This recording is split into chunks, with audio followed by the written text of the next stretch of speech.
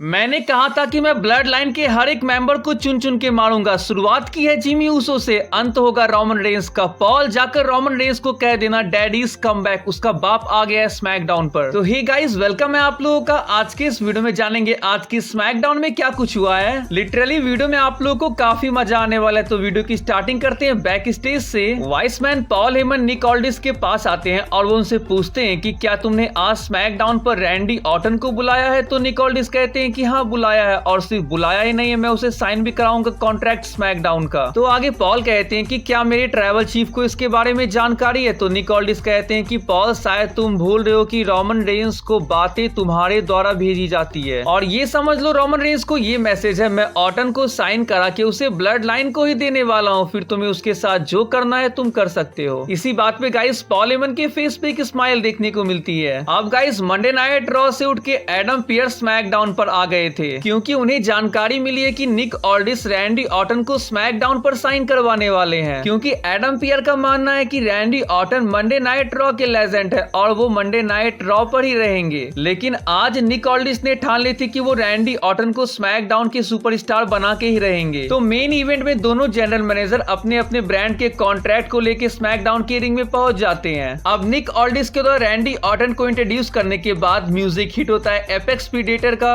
अब Randy Orton के कमाल के एंट्रेंस के बाद दोनों जनरल मैनेजर उन्हें लालच देना स्टार्ट कर देते हैं। सबसे पहले एडम पियर्स कहते हैं कि रैंडी, तुम मंडे नाइट रॉ के एक लेजेंड हो, तुम सिर्फ रॉ के लिए ही बने हो। रैंडी, मैं तुम्हें देख सकता हूँ जे ऊसो और सेथ रॉलिंस के विनर को वर्ल्ड हेवीवेट चैंपियनशिप के लिए। इसके बाद निक ऑल्डिस कहते हैं कि रैंडी, तुम स्मैकडाउन पर अगर साइन करते हो तो मैं तुम्हें वो सुपरस्टार दूंगा जिसे तुम चाहते हो, जिसने तुम्हें यहाँ से दूर रखा। अब गाइस लेडीज एंड जेंटलमैन कहते हुए पॉल हेमन की एंट्री देखने को मिलती है। मामला थोड़ा अजीब है ब्रुकलिन में। मेरा नाम पॉल हेमन है और मैं वाइस मैन हूँ, तुम्हारे raining defending undisputed WWE universal champion Roman Reigns का। वैसे देखो कौन लौट आया है 18 महीने बाद। रोमन रेंस की वजह से जो बाहर थे रैंडी ऑर्टन अब बदले की भावना से लौट आए हैं घर। कोई आरकेओ आज तो नजर नहीं आएगा और कोई डिसीजन नहीं लोगे तुम रैंडी ऑर्टन, क्योंकि तुम्हारा डिसीजन लेगा ब्लड लाइन तुम्हारे लिए। अब इसके बाद गाइस म्यूजिक हिट होता है सोलो सिक्वा का, साथ में जिमी ऊसो भी होते हैं। जिमी आते के साथ अटैक कर देते हैं। रैंडी कोशिश करते हैं सोलो और जिमी पर कंट्रोल लेने की, पर नंबर गेम्स की वजह से सोलो और जिमी हावी पड़ जाते हैं रैंडी ऑर्टन के ऊपर। तभी एलेनाइट रैंडी ऑर्टन की हेल्प करने के लिए आते हैं और वो सोलो को पीटते पीटते बैक स्टेज की ओर चले जाते हैं। इसके बाद गाइस रिंग में अकेले जिमी फंस जाते हैं रैंडी ऑर्टन के चंगुल में। रोफंग विंटेज डीडीटी के बाद जिमी ऊसो को पड़ता है एक RKO। इसके बाद स्मैकडाउन ब्रांड के कॉन्ट्रैक्ट लेटर पे साइन करते हुए रैंडी ऑर्टन पॉल हेमन से कहते हैं कि पॉल, अब तुम रोमन रेंस को कॉल कर सकते हो और कह देना कि डैडीज कम बैक।